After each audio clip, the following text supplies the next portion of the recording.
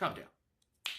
For our verse of the day today, I want to talk about how I would wager that the majority of us have been humbled unintentionally, just in life in general.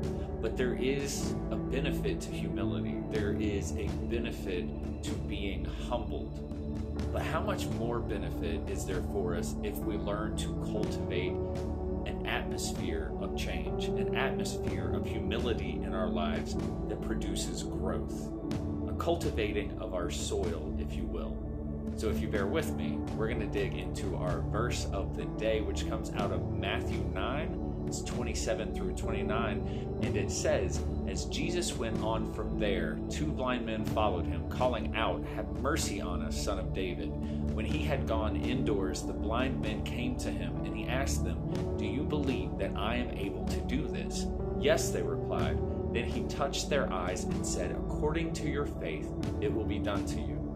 Now, this is a really incredible bit of scripture, and there are some points in it that really stick out to me, some points that maybe some people don't necessarily pick up on, so I want to talk about it. It says that Jesus went out from there, and there is where I kind of want to pause. I have to ask myself the question, where did Jesus just come from?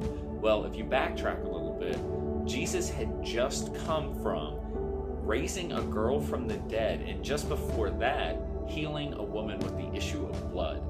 Now, don't get me wrong, raising someone from the dead is pretty miraculous, but as far as a person having faith, and this being the point of this original scripture, I'm going to highlight the woman with the issue of blood, and I'll get to that in a second. But the news of the raising of this dead girl and this woman with the issue of blood being healed by her faith spread all over the region. Now, obviously, when it comes to these two blind men, they did not see these miracles for themselves because, again, obviously they're blind, but still later in verse 27 it says, "The two blind men followed him, calling out, 'Have mercy on us, Son of David.'"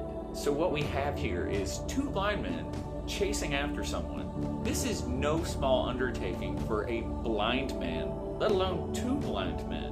And to top it off, they're doing so in such a persistent fashion that you can only see an exercise of faith being played out. And in the midst of this, they are calling out to him as the Son of David.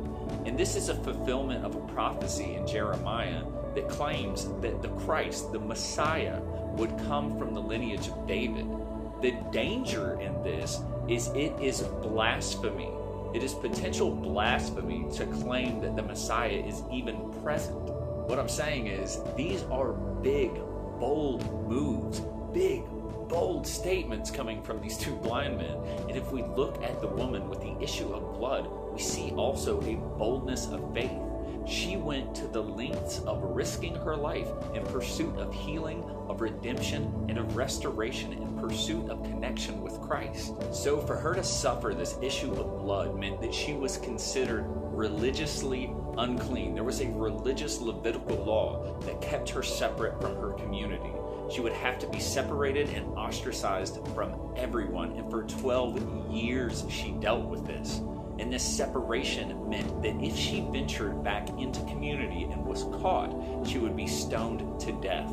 So my question here would be, what event led to this enormous and bold move of faith on her part? Well, Mark 5:27 says, "When she heard about Jesus, she came up behind him in the crowd and touched his cloak." And if we move down to verse 34, Jesus says to her, "Daughter, your faith has healed you." Now, what I want to point out here is she could not have seen the miracles that Jesus was performing because of her sickness and separation from her community, because of this religious law that kept her at a distance from Christ, which is an interesting point in and of itself, for sure.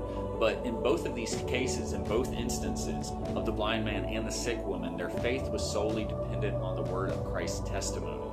Their faith was literally moved by the word. They were moved in knowing what Christ had already done. So how then do we build our own faith to this level? How then do we find ourselves moved? We do so just the way they did, by the word itself, just as they did, by being so moved through believing the word. But firstly, to believe the word, what was necessary for them was an ability and an openness toward receiving the word. And for them, this manifested from a place of physical desperation in the midst of an impossible circumstance, leading them to a level of spiritual openness and reception they otherwise may not have cultivated for themselves.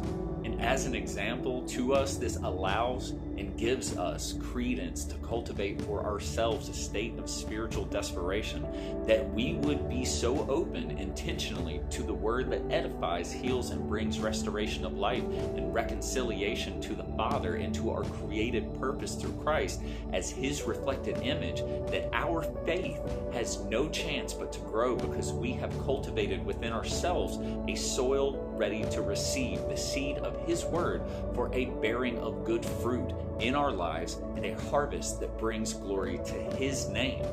And in all reality, this is just a really long-winded, wordy way of saying, humble yourself. Learn to humble yourself or continue to be humbled by the world.